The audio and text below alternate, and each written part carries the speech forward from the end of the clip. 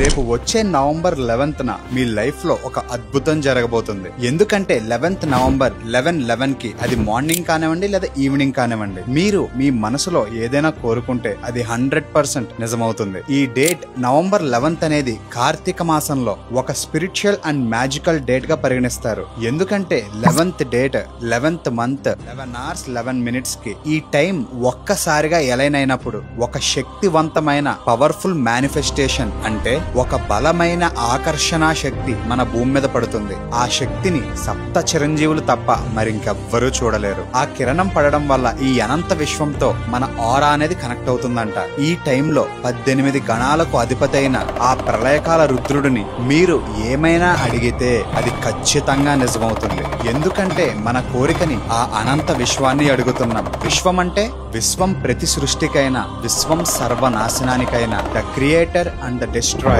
Lord Parameshwara.